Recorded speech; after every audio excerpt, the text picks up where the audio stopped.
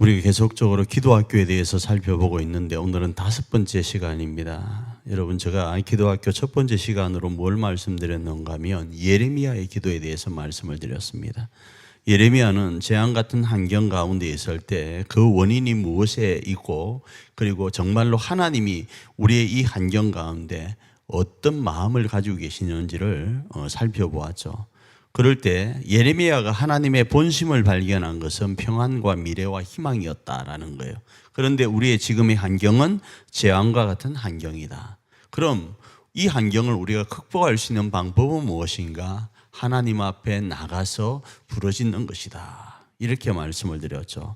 이 말씀은 우리가 왜 기도를 해야 되느냐에 대한 문제예요. 하나님이 필요 없으면 기도도 필요 없는 거예요. 그죠? 환경이 재앙 같지 않으면 특별히 필요할 수 없을 수 있습니다. 뭐가요? 기도가요. 기도가 왜 필요한가? 힘드니까 기도가 필요한 거예요. 세상에 방법이 없으니까 기도가 필요한 거예요. 우리 편에서 말이죠. 그래서 재앙과 같은 환경 가운데 있을 때 예레미야는 하나님의 본심을 살펴보니까 하나님의 본심은 평안이고 미래와 희망이다라는 사실을 알고 그 해결의 방법으로 온 마음을 다하여 하나님 앞에 부르짖고 구하였던 거예요. 자, 그런데 이 내용을 누가 실천했는가? 기도 둘째 시간에 다니엘의 기도 가운데 이 예시를 살펴보았는데, 다니엘이가 이스라엘에게 임한 재앙과 같은 환경을 이 예레미야의 말씀을 부여잡고 해결해 나가는 거예요. 그죠? 그럴 때 하나님 앞에 긍휼을 구하고 말씀대로 행하여 주시기를 이 다니엘이가 기도하자 하나님께서는 70년이라는 그 시간 가운데서 이스라엘을 회복해 가십니다. 그런데요, 그때는 말씀을 안 드렸지만 회복해 가는 그 과정 가운데 그 회복을 노래한 사람은 몇만 명 되질 않아요. 여기가 조사오니 하고 그 바벨론 포로되었던 그 지역에 그대로 안착한 사람들이 대다수였고, 돌아온 사람은 불과 얼마 되질 않는 거예요. 어찌되었든 하나님은 약속대로 70년 만에 예레미야에게 말씀하셨던 그 내용대로 돌아오게 하시는데, 거기에는 다니엘의 기도가 한몫했다라는 거예요. 물론 다니엘의 기도가 없었다 해도 하나님은 그 약속을 시행하실 것입니다. 그런데 다니엘이가 기도함으로 인해서 하나님이 어떤 일을 행했다기보다는 하나님이 하시는 일에 다니엘이가 숟가락을 얹을 수 있었던 거예요. 그래서 재앙 같은 환경 가운데 우리가 있을 때에 누군가를 통해서 하나님은 기도하게 하시고 누군가의 헌신을 통해서 일이 진행되게 하십니다. 그때 우리도 여기에 힘을 보태었다, 백돌 한 장이라도 놓았다고 할 수 있는 자가 복된 자인 거예요. 자, 그 다음에 살펴보았던 게 솔로몬이의 기도였는데, 솔로몬이의 1000번제는 수많은 시간을 보내면서 하나님 앞에 정성을 드렸던 거예요. 온전한 정성을 드렸는데, 그때 하나님이 내가 너에게 무엇 해주랴 라고 할 때 자신의 명예나 자신의 권력이나 자신의 부를 구한 것이 아니라 자기에게 허락된 왕이라는 그 직분을 하나님으로부터 부여받았다고 믿고 하나님께 구한 것이 지혜였습니다. 이스라엘 백성을 온전히 이끌 수 있는 왕으로서의 그 직분을 감당할 수 있도록. 오늘 우리도 어떤 기도를 하나님 앞에 행할 것인가? 솔로몬이처럼 하나님 앞에 열심을 가지고 나가야 됩니다. 다니엘처럼 뜻을 정하고 나아가야 됩니다. 다니엘처럼 말씀을 부여잡고 나아가야 됩니다. 그런데 그 나중의 내용의 기도의 제목은 무언가 하면 하나님의 뜻을 이루기 위한 기도가 되어야 되는 거예요. 솔로몬이처럼 말이죠. 하나님, 내가 왕으로서의 이 직분을 하나님 온전히 감당하길 원합니다. 하나님이 나를 믿고 이 이스라엘이란 나라를 맡기셨는데 이 나라를 온전히 이끌어가길 원합니다. 그러기 위해서는 내 쪽박만한 머리로는 안 되니 하늘의 지혜를 주십시오. 하나님, 내가 내 가정과 우리 교회를 온전히 감당해 가길 원합니다. 이 직분, 요 직분, 저 직분으로 감당함에 있어서 하나님, 내 의가 아니라 내 무언가가 아니라 하나님의 이 몸된 교회와 가정이 하나님의 나라로 건설되는데 내가 쓰임받기를 원합니다. 솔로몬이처럼 그런 은혜를 주십시오 하며 나아가는 거예요.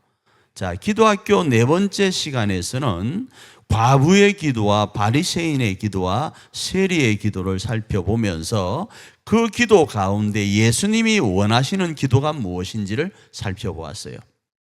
그 내용이 뭔가 하면 기도는 낙심하지 않고 끝까지 기도하는 것이다.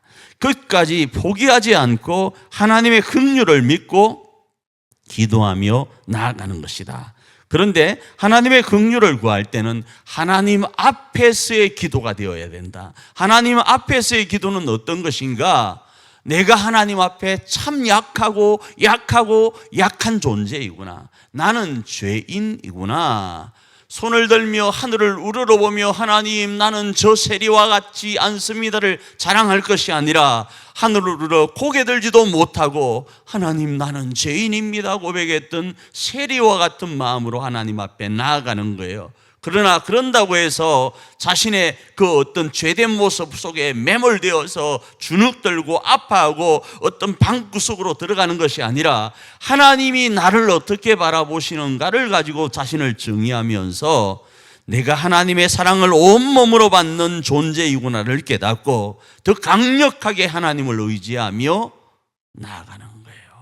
나는 비록 죄 아래 있다 할지라도 하나님이 나를 사랑하시는 그 사랑을 부여잡고 기도하며 나아가는 것이 예수님이 원하는 기도라는 거예요.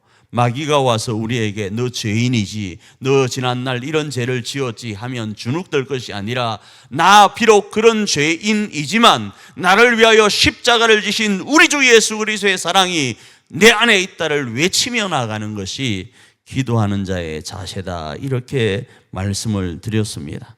그리고 오늘 다섯 번째로는 그 기도의 예시를 야베스의 기도 가운데 살펴보려고 합니다. 자, 야베스의 기도는 우리가 잘 아는 내용이기는 하지만 야베스는요, 오늘 우리가 읽은 역대상 1장에 보면 역대상 1장이 족보 내용이에요. 1장 1절에 뭐라고 나오는가 하면 아담, 셋, 에노스 뭐 이렇게 쭉 나와요. 쭉 나오다가 오늘 읽은 4장에 와서 제가 4장을 잠시 한번 볼까요? 4장 1절에 와서 이럽니다. 유다의 아들들은 하면서 쭉쭉쭉쭉 나와요. 자, 나오다가 별안간 뜬금없이요, 이 4장 10절에 야베스가 이런 말이 나와요. 자, 야베스가 나오는데 이 야베스는 어떤 존재인가? 갑자기 족보가 나오다가 벼랑간 뜬금없이 등장하는 인물이에요. 그래서 어느 시대 사람인지 우리 잘 몰라요. 보편적으로 이 족보가 나올 때는 누가 누구를 낳았고, 그러니까 A가 B를 낳았고 B가 C를 낳았고 C가 D를 낳았다, 이렇게 이야기가 되어요. 그런데 갑자기 야베스를 누가 낳았고가 없어요. 벼랑간 뜬금없이 야베스가 등장을 하는 거예요. 그래서 많은 주석학자들은 이 사람이 어느 시대 사람인지, 아버지가 누구인지, 족보가 어떻게 되는지 모른다, 이렇게 이야기를 합니다. 물론 4장 1절에 유다 지파에 대한 이야기가 나오니까 유다 지파 사람 1억원이 정도는 추측하지만 이 야베스가 어떤 사람인지 아무도 모릅니다. 단지 하나 아는 것은 수고로이 나음이라는 뜻을 가진 야베스의 이름만 아는 거예요. 그래서 이 야베스를 소망 없는 자, 고통당하는 자, 이렇게 이야기를 합니다. 그래서 역대상 4장 9절 한번 읽어볼까요? 읽습니다. 야베스는 그의 형제보다 귀중한 자라 그의 어머니가 이름하여 이르되 야베스라 하였으니 이는 내가 수고로이 낳았다 함이었더라, 이렇게 말씀을 하는 거예요. 자, 앞부분에 있는 것은 야베스를 성경적으로 하나님의 은혜 아래서 정의한 것이고, 야베스가 출생할 때 야베스의 모습이 어떠한가? 엄마가 괜히 낳았다, 수고롭게 낳았다라는 뜻이에요. 우리가 잘 아는 한 인물이 있는데 베냐민이가 그랬어요. 야곱이가 바라볼 때 자기의 첫사랑인 라헬이가 아이를 놓다가 죽게 되는 거예요. 자, 죽게 될 때 이 누구죠? 베냐민을 가리켜서 이름을 그렇게 안 좋게 지었어요. 마찬가지로 이 야베스가 족보가 어떠하고 아버지가 어떠한지는 모르는데 어머니가 낳을 때 괜히 낳았다라는 어떤 뜻을 가질 정도의 이름이 뭐라고요? 야베스라는 거예요. 그래서 수고로이 낳았다라는 뜻, 다시 말하면 소망이 없다, 고통당하는 자다라는 뜻의 이름이 야베스라는 거예요. 자, 우리의 인생이 어떻습니까? 제가 말씀드린 예레미야의 기도 가운데 출발되어질 때 재앙과 같은 환경 속에 우리가 있습니다.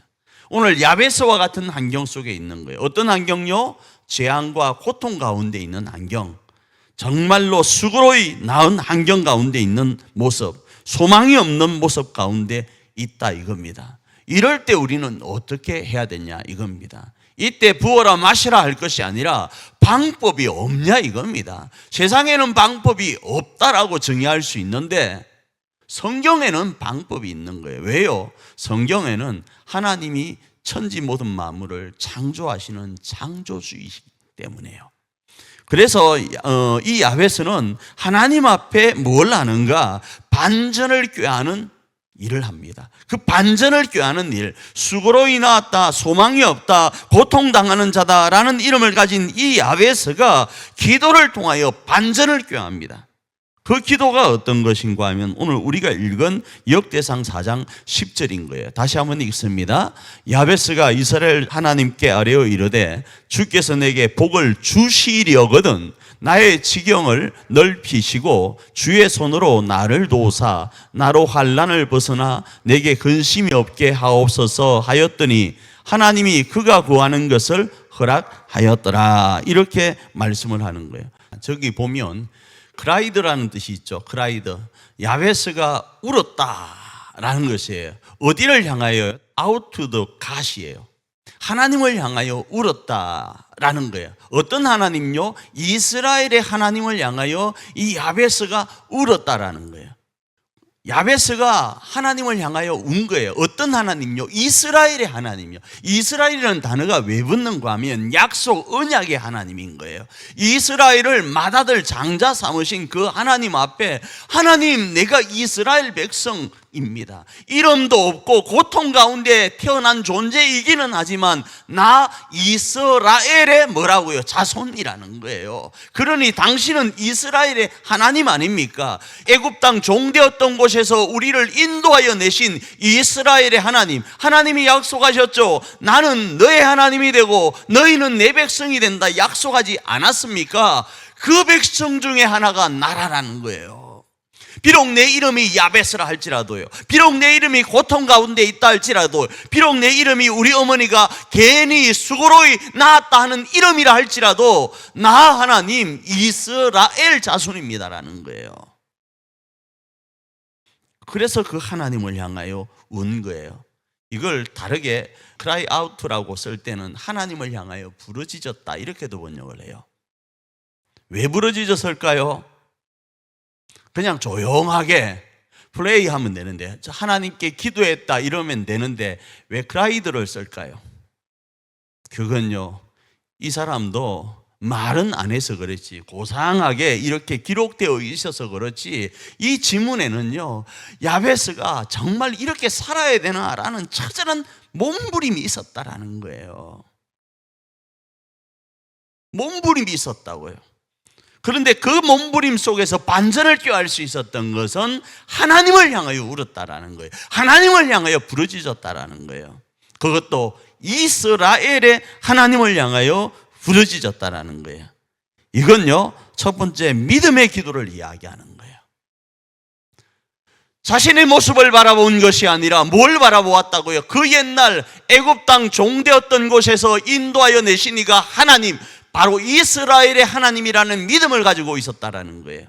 오늘 우리도 마찬가지입니다. 우리가 무엇에 근거하여 하나님 앞에 부르짖고 울어야 되는가 하면 나를 십자가에서 구속하신 예수의 그 은혜를 부여잡고 기도하는 거예요. 우리가 뭐가 있습니까? 우리가 기도할 것은요 예수 이름밖에 없는 거예요. 나를 위하여 찔리시고 나를 위하여 상하시고 나를 위하여 채찍 맞으신 그 주 예수의 능력, 사랑밖에 없는 거예요. 그 사랑을 부여잡고 우리가 반전을 꾀할 수 있는 거예요. 누구처럼요? 야베스처럼요. 세상 사람들은 저 사람은 지금 고통을 당하고 있다, 세상 사람들은 저 사람에게는 이제 소망이 없다, 세상의 수많은 이들과 가족들은 괜시리 낳았다, 괜시리 내 가족이 되었다 할지 모르지만 이 야베스의 기도 내용에 보면 하나님 앞에 반전을 이룰 수 있는 내용이 있다라는 거예요. 그게 뭔가 믿음의 기도라는 거예요. 그 믿음의 기도는요, 환난을 벗어나 근심이 없는 곳으로 이끌어가는 거예요. 그래서 이 야베스는 이렇게 기도합니다. 하나님, 나로 환난을 벗어나서 근심이 없이 자유롭게 하여 주십시오. 자유롭게 해 주십시오. 이렇게 기도해요. 그리고 나서 오늘 이 본문의 기도의 내용을 좀 자세히 살펴보면요, 진짜 진솔하게 기도해요. 욕심 안 냅니다. 자신의 있는 모습 그대로를 하나님이 올립니다. 그래 하나님, 나 야베스예요. 그래 하나님, 나 야베스라니까요. 그래서 하나님, 나 그냥 평범하게 살길 원해요. 많은 짜다리 많은 부자가 되고 많은 권력을 가지고 높은 배설을 하고 사람들로부터 추앙받는 그런 것 말고 그냥 평범한 복 가운데 있기를 원합니다. 이 고백을 하는 거예요. 왜요?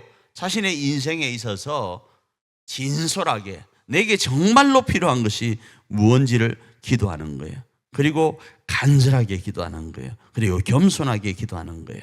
자, 그래야 할 때, 자, 마지막 부분에요, 재미있는 표현 하나가 있습니다. 우리 마지막 부분에 보면 하나님이 그가 구하는 것을 허락하셨다, 이렇게 말씀이 나와 있어요. 이 말씀을 제가 직역하면 이렇게 번역할 수 있습니다. 하나님께서 그의 청구서를 있죠? 청구서를 뭐 하셨다? 승인하셨다, 결제하셨다라는 거예요. 그러니까 하나님, 나 기도 제목이 이거예요. 아셨죠? 올리니까 뭐 하셨다고요? 하나님이 사인하신 거예요. 그것도 전결로. 마지막 대표 이사 회장이니까 전결로 처리하면 뭐가 됩니까? 그거 그대로 내밀면 허락되는 거예요. 그런 거예요. 그래서 이 야베스가 반전을 일으키는 주인공이 된 거예요.